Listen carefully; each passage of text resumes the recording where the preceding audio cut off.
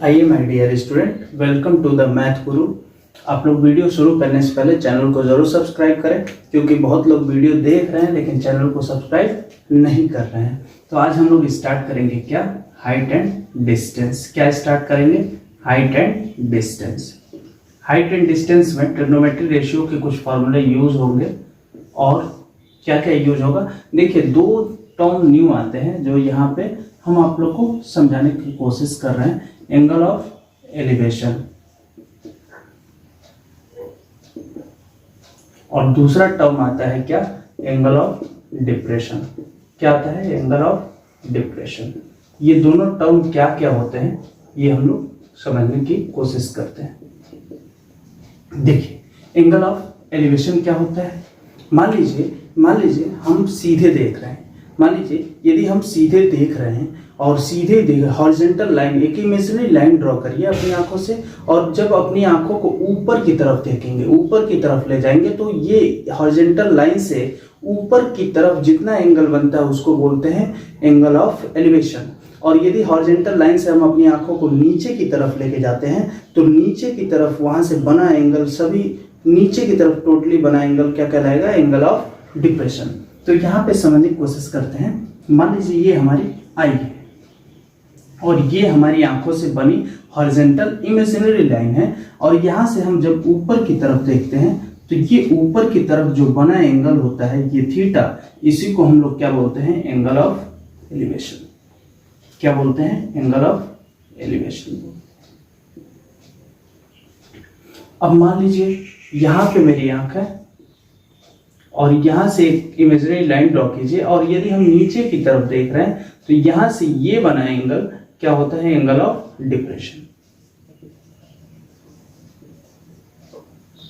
इसका मतलब ये होता है कि जब हम इमेजिनरी लाइन के ऊपर देखेंगे तो ये क्या होता है? Angle of elevation. और जब इमेजिनरी लाइन के हम नीचे की तरफ देखेंगे तो जो बना एंगल होता है वो क्या होता है? Angle of depression. तो आइए हम लोग क्वेश्चन करते हैं। क्वेश्चन में जो भी रिक्वायरमेंट होगी उसके अनुसार हम लोग यूज कर लेंगे। ट्रिग्नोमेट्री रेशियो के कुछ साइन थीटा कॉस थीटा ये सब यूज होते हैं।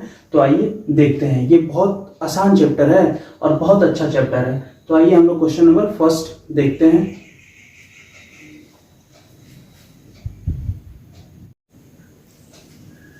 आइए my dear student, question number first हम लोग हाइट एंड डिस्टेंस का देखते हैं। A circus artist is climbing a 20-meter long rope which is tightly stretched and tied from the top of vertical pole to the ground. Find the height of pole if the angle made by the rope with ground level is 30 degree. अच्छा, आप लोग ध्यान दीजिए यहाँ पे। मान लीजिए ये पोल है, ये क्या है? पोल है, और पोल से बांधी गई है रस्सी जमीन की तरफ। ये देखिए ग्राउंड से हमारी रस्सी बांधी गई है और बोल रहा है कि जो रस्सी है वो कितनी मीटर लंबी है? 20 मीटर है। और ये क्या है? पोल है। ये क्या है? पोल है। और हमारा ये ग्राउंड से लेके यहाँ तक ये कहीं यहाँ पे बांधी गई होगी। ठीक है। अब जो रस्सी है ये ग्राउंड से कितने डिग्री का एंगल बना रही है? 30 डिग्री का। कितने डिग्री का एंगल बना रही है? 30 डिग्री का। ठीक है। तो इसका नाम दे देते हैं ए, बी और सी। और हमेशा हम हाइट एंड डिस्टेंस में राइट एंगल ट्रायंगल की बात करेंगे। तो ये हमारा राइट एंगल ट्रायंगल बन गया ए बी सी। ये दिया हुआ है क्या? 20 मीटर। ये रोप है। ये क्या है? रोप है। रोप की लेंथ है ये, और हमसे पूछ रहा है हाइट ऑफ पोल। क्या पूछ रहा है? एच पूछ रहा है। क्या पूछ रहा है? हाइट ऑफ पोल पूछ रहा है। तो देखिए हमको सबसे पहले ट्रिग्नोमेट्री रेशियो पता होना चाहिए। हमको इसमें क्या फाइंड करना है? एच, और क्या दिया हुआ है? ये हाइपोटेनस दिया हुआ है। और क्या फाइंड करना है? परपेंडिकुलर फाइंड करना है। तो ये बताइए परपेंडिकुलर और हाइपोटेनियस के रिस्पेक्ट में कौन सा फॉर्मूला होता है ट्रिग्नोमेट्री रेशियो के? Sine theta. क्या होता है? साइन थीटा क्या होता है? Perpendicular upon hypotenuse. क्या होता है? Perpendicular upon hypotenuse. Perpendicular upon hypotenuse. यही हमको विशेष जानने की जरूरत होती है, कौन सा फार्मूला यूज होगा। तो जो दिया है और जो पूछ रहा है उन दोनों के बीच में जो भी चीजें मतलब परपेंडिकुलर और हाइपोटेनियस पूछ रहा है तो उन्हीं दोनों की बातें करेगा। तो वहां पे साइन थीटा लगेगा या कोसेक थीटा लगेगा। तो हम लोग साइन थीटा की वैल्यू निकालते हैं। देखिए थीटा की जगह पे यहाँ पे क्या दिया है, sin 30, और परपेंडिकुलर क्या है, हाइट ऑफ द पोल जिसको हमने h लेट किया हुआ है, और हाइपोटेनियस कितना है 20 मीटर। अच्छा sin 30 की वैल्यू सबको पता होगी क्योंकि हम कॉम्प्लीमेंट्री एंगल पढ़ा रहे थे तो बताए थे कि ये सारी वैल्यू आपको याद करना पड़ेगा। sin 30 की वैल्यू होती है कितना, 1/2, और ये कितना हो जाएगा h/20, 20 इधर ट्रांसफर हो जाएगा तो 20/2 इज इक्वल्स टू h, तो h की वैल्यू कितनी आ गई 10 मीटर। तो यही हमारा आंसर है। क्या पूछ रहा है, हाइट ऑफ द पोल, तो हाइट ऑफ द पोल कितना निकल के आ गया, हाइट ऑफ द पोल कितना आ गया, height of the pole is equals to 10 metre. Question number first हमारा ये आंसर हो गया। आइए हम लोग क्वेश्चन नंबर 2 देखते हैं इसी तरह इसको इरेज करने के बाद।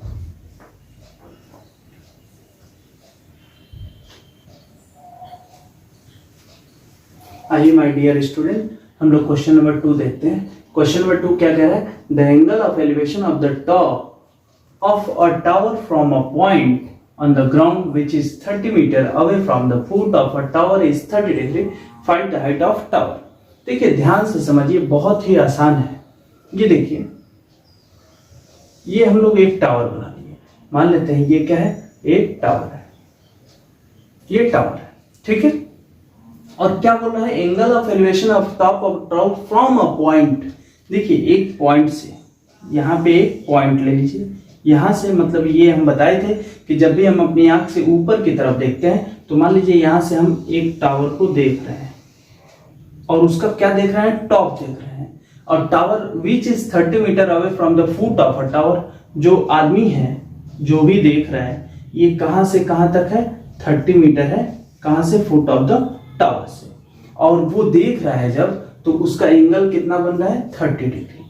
कितना एंगल बन रहा है 30 डिग्री। तो पूछ रहा है कि find the height of tower. मान लेते हैं ये ए, बी और सी। क्या पूछ रहा है, हाइट ऑफ टावर पूछ रहा है, हाइट ऑफ द टावर पूछ रहा है। तो देखिए इस क्वेश्चन में ध्यान से देखिए कि हमको क्या क्या फाइंड आउट करना है और क्या क्या दिया हुआ है। देखिए हमको परपेंडिकुलर फाइंड आउट करना है और बेस दिया हुआ है। ये बताइए परपेंडिकुलर और बेस के रिस्पेक्ट में ट्रिग्नोमेट्रिक रेशियो में कौन सा फॉर्मूला होता है, तो tan थीटा होता है। tan theta is equals to क्या होता है, परपेंडिकुलर अपॉन बेस। क्या होता है, परपेंडिकुलर अपॉन बेस। इसको पूरा लिखना चाहे तो आप लिख सकते हैं, परपेंडिकुलर अपॉन बेस। अब देखिए tan थीटा की जगह पे कितने डिग्री की वैल्यू है 30, और परपेंडिकुलर क्या है h अपॉन बेस कितना है 30 मीटर, और tan 30 की वैल्यू क्या होती है 1 अपॉन √3 इज इक्वल्स टू क्या हो जाएगा h/30। तो ये 30 इधर ट्रांसफर हो जाएगा तो 30 अपॉन √3 इज इक्वल्स टू क्या हो जाएगा h। और ये आप लोग क्लास 9th में ही पढ़े होंगे रेशनलाइज करने के लिए। तो रेशनलाइज कैसे करते हैं, जब डिनोमिनेटर में कभी भी रूट आए तो सेम रूट डिजिट से हम लोग न्यूमरेटर और डिनोमिनेटर में दोनों में मल्टीप्लाई कर देते हैं। तो क्या आ जाएगा 30 √3, और √3 का √3 में मल्टीप्लाई हो जाएगा तो क्या हो जाएगा 3 से इसको कैंसिल करेंगे तो ये कितनी बार में जाएगा 10। तो इसका आंसर क्या आ जाएगा 10√3 मीटर। तो height of the pole height of the tower कितना निकल के आ गया 10√3 मीटर। कभी कल क्वेश्चन में √3 की वैल्यू दे दिया रहता है 1.73, तो उसको यूज कर लेते हैं, लेकिन यदि नहीं दिया है तो इतना भी लगा के आप छोड़ देंगे तो आंसर करेक्ट रहेगा। क्वेश्चन नंबर 2 देखिए, फिर हम लोग क्वेश्चन नंबर 3 कराते हैं। आइए my dear student question number 3 देखते हैं, रीड करते हैं। A tree breaks due to storm and the broken part bends so that the top of the tree touches the ground making an angle 30 degree with it. The distance between the foot of the tree to the point where the top touches the ground is 8 meter. Find the height of the tree. देखिए बहुत आसान है question, ध्यान से यदि आप लोग देखेंगे तो बहुत आसानी से समझ में आएगा। देखिए ये एक ट्री है, मान लीजिए ये एक हमारा ट्री है, और ये ट्री स्टॉर्म आया, आंधी तूफान आया तो ये उसके कुछ हिस्से टूट गए। मान लेते हैं ये हिस्सा टूट गया, यहां से लेके यहां तक ये हिस्सा यहां से टूट गया, और ये टूटेगा जब, तो जाहिर सी बात है ये ऐसे बेंड हो जाएगा। क्या हो जाएगा? ये बेंड हो जाएगा। अब जो ये हिस्सा टूटा है ये क्या हो जाएगा? बेंड हो जाएगा। अब ये क्या हो जाएगा? बेंड हो जाएगा और बेंड होके ग्राउंड से लग जाएगा। तो ये ग्राउंड से जब लग रहा है तो बोल रहा है क्वेश्चन, क्या बोल रहा है कि ये कितने डिग्री का एंगल बना रहा है? 30 डिग्री का। कितने डिग्री का एंगल बना रहा है? 30 डिग्री का। और बोल रहा है the distance between the foot of the tree. Tree का फुट तो यही हुआ, ट्री का फुट तो यही हुआ ना, ये वाले पॉइंट, ये फुट हुआ। ये देखिए ए, बी और सी मान लेते हैं। ये फुट, ट्री के फुट से लेके point where the top touches the ground, ये कितना दिया हुआ है? 8 मीटर। कितना दिया हुआ है? 8 मीटर। तो क्या पूछ रहा है? Find the height of the tree.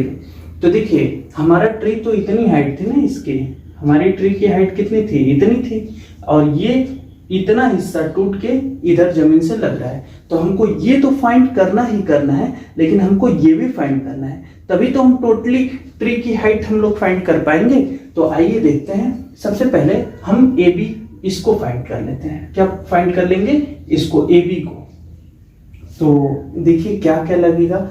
यदि हमको बेस पता है और ये क्या करना है? परपेंडिकुलर पता करना है। तो टेन थीटा, अभी इसके पहले ही हम बताएं, tan theta is equal to क्या होता है? Perpendicular upon base. तो tan 30 is equals to perpendicular क्या नाम दिया हुआ है? ए बी नाम दिया हुआ है, अपॉन बेस क्या है? बेस दिया हुआ है 8 मीटर। तो 1 अपॉन √3 टेन 30 की वैल्यू होती है ए बी अपॉन 8। तो ये क्या हो जाएगा? ए बी की वैल्यू ये इधर क्रॉस मल्टीप्लाई कर देगा, तो A B is equals to क्या आ जाएगा? 8 अपॉन √3।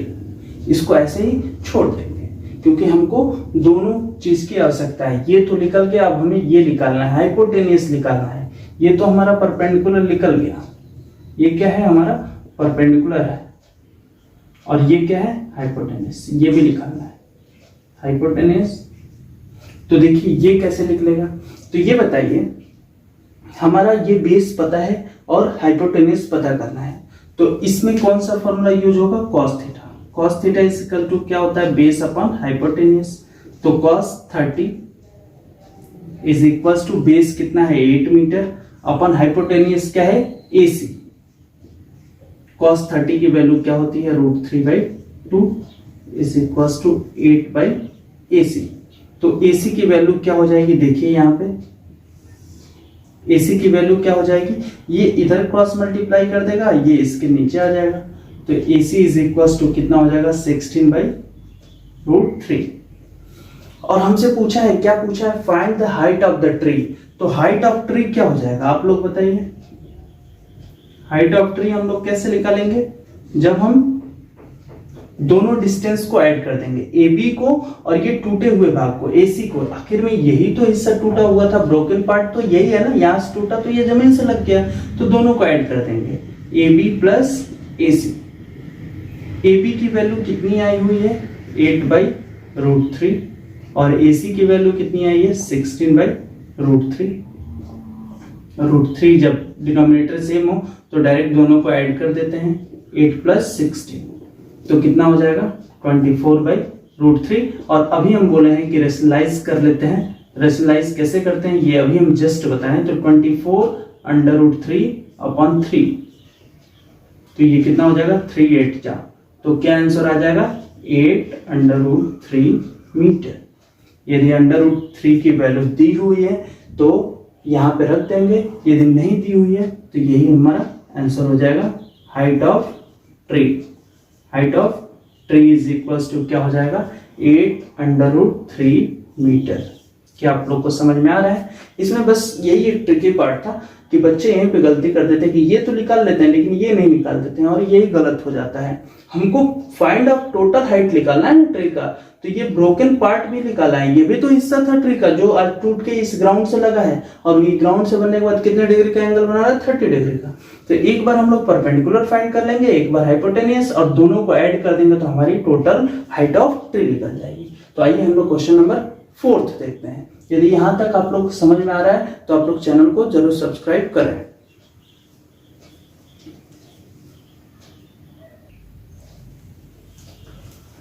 आइए माय डियर स्टूडेंट, हम लोग क्वेश्चन नंबर 4 पढ़ते हैं। A kite is flying at a height of 60 metre above the ground. अच्छा, जैसा वो कह रहा है वैसे ध्यान से सुनिए। मान लीजिए हमारा ग्राउंड ये है और एक पतंग उड़ रही है कितने मीटर पे? 60 मीटर एबव पे। देखिए 60 मीटर एबव पे यहाँ पे पतंग उड़ रही है और यहाँ पे हमारा ग्राउंड है। कितना हाइट है? 60 मीटर। जैसा क्वेश्चन कह रहा है हम लोग फिगर उसी के अकॉर्डिंग बनाते जाएंगे। The string attached to the kite is temporarily tied to a point on the ground. अच्छा, यहां से मान लीजिए कोई उड़ा रहा है और क्या कह रहा है? टाइट किया हो गया है। मान लीजिए यहां से एक पतंग उड़ रही है और उसके धागे जो है यहाँ पे जमीन से टाइट किए गए हैं और the inclination of the string with the ground is 60 degree. और क्या बोल रहा है? जो ग्राउंड से इंक्लिनेशन है मतलब झुकाव, इंक्लिनेशन मतलब कितना झुका हुआ है? 60 डिग्री। तो find the length of the string. ये रहा हमारा स्ट्रिंग, इसी का क्या पूछ रहा है? लेंथ पूछ रहा है।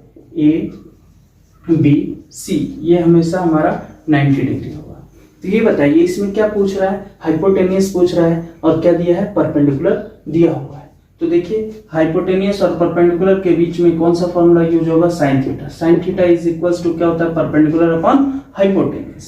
तो यहाँ पे साइन थीटा की जगह पे कितना दिया गया है? 60 डिग्री। परपेंडिकुलर की जगह पे कितना दिया है? 60 मीटर। और हाइपोटेनियस क्या है? Length of string. क्या है? लेंथ ऑफ स्ट्रिंग है। लेंथ ऑफ स्ट्रिंग यही तो पूछ रहा है। तो देखिए साइन 60 की वैल्यू कितनी होती है? √3/2 इज इक्वल्स टू 60।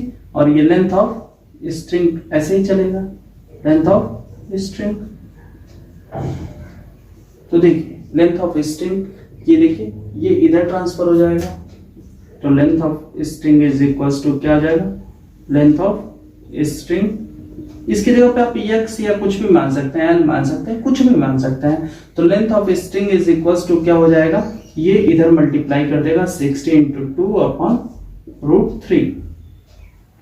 तो ये कितना हो जाएगा? 120 अपॉन √3। और अभी हम जस्ट इसके पहले भी 2 क्वेश्चन बताएं कि रेशनलाइजेशन कर देते हैं।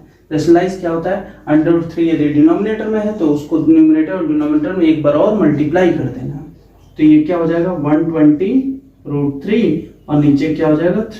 3 से कितनी बार में 120 कट जाएगा? 40 टाइम्स में। तो हमारा आंसर क्या आ गया? 40√3 मीटर।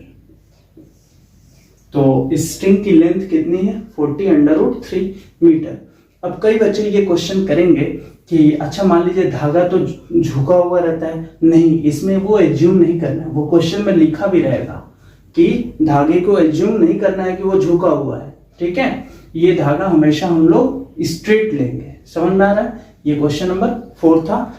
ये हाइट एंड डिस्टेंस 2 पार्ट में आएगा। वीडियो फर्स्ट कुछ क्वेश्चन रहेंगे और वीडियो सेकंड में कुछ क्वेश्चन रहेंगे। 2 वीडियो में ये हाइट एंड डिस्टेंस खत्म हो जाएगा। लेकिन ये बहुत आसान चैप्टर है, बस आपको क्वेश्चन पढ़ना है और जो कह रहा है उसी के अकॉर्डिंग फिगर बनाना है। यदि आप फिगर बना लिए तो क्वेश्चन आप सॉल्व कर ले जाएंगे। तो इसको नोट कीजिए, फिर हम लोग नेक्स्ट क्वेश्चन देखते हैं।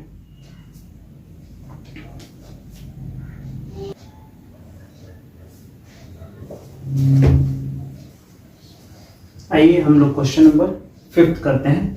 क्या कह रहा है? A 1.5 metre tall boy is standing at a some distance from a 30 metre tall building. देखिए ध्यान से सुनिए,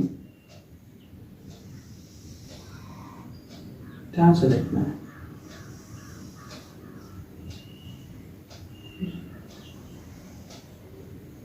देखिए ये मान लीजिए एक लड़का यहाँ पे खड़ा है 1.5 मीटर पे, ये यहाँ पे कोई बच्चा खड़ा है। ठीक है, तो यहाँ से 1.5 मीटर टॉल बॉय, ये 1.5 मीटर लंबा है, is standing at some distance from a 30 metre tall building. Building की हाइट कितनी है? 30 मीटर। बिल्डिंग की हाइट कितनी है? 30 मीटर है। ग्राउंड से लेके बिल्डिंग की हाइट कितनी है? 30 मीटर है। The angle of elevation from his eyes to the top of the building. Building के टॉप से इस लड़के की आई की एंगल ऑफ एलिवेशन कितने डिग्री का है? 30 डिग्री का है। कितने डिग्री का है? 30 डिग्री। और क्या हो रहा है, ये बढ़ जा रहा है 30 to 60 डिग्री हो जा रहा है जब वो as he walks towards the building, जब वो बिल्डिंग की तरफ जाना स्टार्ट कर रहा है। मान लीजिए यहाँ पे पहले था, अब ये यहाँ पे आ गया, यहाँ पे जब आ गया यहाँ पे, तो इसका एंगल ऑफ एलिवेशन कितना हो जा रहा है, 60 डिग्री हो जा रहा है। कितना हो जा रहा है, 60 डिग्री हो जा रहा है। तो पूछ रहा है find the distance he walk toward the building. तो ये वाला डिस्टेंस पूछ रहा है हमसे, ये वाला डिस्टेंस हमसे पूछ रहा है, ये वाला डिस्टेंस हमसे पूछ रहा है। नाम दे देते हैं ए बी सी डी। मान लीजिए कि यहाँ पे पॉइंट क्या मान ले, कुछ भी मान लेते हैं, ई एफ जी। ध्यान दीजिए। अब हम लोग को सबसे पहले इसमें दो एंगल आ गए हैं, तो इसको ध्यान से देखना, बहुत ही इजी क्वेश्चन है। ये बताइए हाइट ऑफ द क्या था, बिल्डिंग, हाइट ऑफ बिल्डिंग क्या है, 30 मीटर है। ये बताइए height of building total 30 metre है, तो हमको ए की वैल्यू निकालनी है। तो ए इज इक्वल टू क्या हो जाएगा, 30 माइनस, ये बताइए 1.5 ये है, तो ये भी 1.5 होगा, ये भी 1.5 मीटर होगा। तो 30 में से 1.5 को सब्ट्रैक्ट कर देंगे तो ए निकल जाएगा। तो क्या हो जाएगा, 28.5 मीटर ए की वैल्यू हो जाएगी। तो देखिए अब हम लोग को क्या करना है, सबसे पहले 1030 निकालना है। 1030 इज इक्वल टू क्या होता है, हाइट क्या हो जाएगा, ए, हाइट क्या हो जाएगा, ए अपॉन बेस क्या हो जाएगा, ये टोटल यहां से लेके यहां तक, क्योंकि 30 डिग्री यहां पे है ना, तो ये टोटल बेस है। तो बेस क्या है, जीई, बेस क्या है, जीई। ठीक है, अब देखिए 1030 की वैल्यू होती है 1/√3 और ए की वैल्यू कितनी है, 28.5। तो जी की वैल्यू निकल जाएगी, कितना निकल गई, जी की वैल्यू 28.5 मल्टीप्लाइड बाई √3 मीटर। ये क्या आ गया, जी की वैल्यू आ गई। ये किसकी वैल्यू है, जी की वैल्यू है। अब ध्यान से देखिए, अब हमें क्या फाइंड करना है, 1060 फाइंड करना है। क्या फाइंड करना है, 1060 फाइंड करना है। 1060 degree is equal to, perpendicular तो वही रहेगा, ए बेस बस चेंज हो जाएगा। जब हम 30 लिए थे तो हमारा बेस ये था, अब हम 60 ले रहे हैं तो हमारा बेस क्या हो जाएगा, एफ ई हो जाएगा, एफ ई। तो 1060 की वैल्यू होती है √3, ए की वैल्यू 28.5 है, एफ ई। तो अब देखिए F E is equal to क्या हो जाएगा, 28.5 अपॉन √3। ये एफ ई की वैल्यू होगी। लेकिन हमसे पूछ क्या रहा है कि वो कितना डिस्टेंस चला, हमको निकालना है किसका डिस्टेंस, ये सी डी बोलिए या एफ जी बोलिए, हमसे किसका डिस्टेंस पूछ रहा है, जी एफ का। जी एफ डिस्टेंस कैसे निकलेगा, जब हम जी में से एफ ई को माइनस करते हैं, जी में से एफ ई को माइनस करते हैं। ये बताइए जी की वैल्यू कितनी आई थी, जी की वैल्यू आई थी 28.5 √3 माइनस एफ ई की वैल्यू कितनी आ गई, 28.5 अपॉन √3। इसको आप लोग यहां तक नोट कीजिए, फिर इसको क्वेश्चन को, अब इसकी फिगर की जरूरत नहीं है, हमसे जो पूछ रहा है ये वाला डिस्टेंस, ये हमको फाइंड आउट करना है। उसके आगे हम लोग सॉल्व करते हैं, इसको इरेज करते हैं। यहाँ तक बोर्ड पे जगह कम है, नहीं तो ये हो गया रहता। चलिए इसको नोट कीजिए यहाँ तक, फिर हम आगे बताते हैं।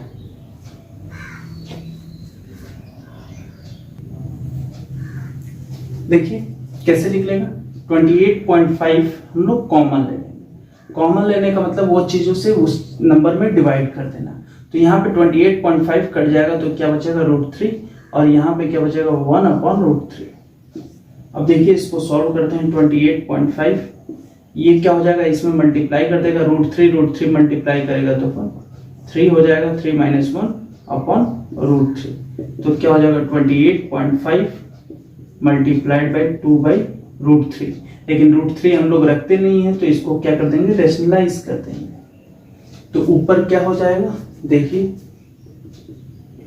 28.5 मल्टीप्लाइड बाई 2 √3 और नीचे क्या हो जाएगा 3, क्या हो जाएगा 3 हो जाएगा। तो देखिए 28.5 का 2 में मल्टीप्लाई होगा तो कितना हो जाएगा 57 √3/3, 3 से काट देंगे तो 19 टाइम्स में, तो ये कितना हो जाएगा 19 √3 मीटर। तो वो कितना डिस्टेंस वॉक किया था 19 √3 मीटर। बोलिए यहाँ तक समझ में आया। इसके आगे का क्वेश्चन हम लोग नेक्स्ट पार्ट में करेंगे। यदि यहाँ तक समझ में आया तो कमेंट में जरूर लिख के बताइए। आप लोग चैनल को जरूर सब्सक्राइब कीजिएगा, लाइक कीजिएगा, वीडियो यदि अच्छी लगी हो तो, और अधिक से अधिक शेयर कीजिएगा। आप लोग चैनल की वीडियो देख तो लेते हैं लेकिन सब्सक्राइब नहीं करते हैं, तो आप लोग इस बार सब्सक्राइब भी करिएगा। इसके आगे का हम लोग नेक्स्ट पार्ट में देखते हैं। Thank you.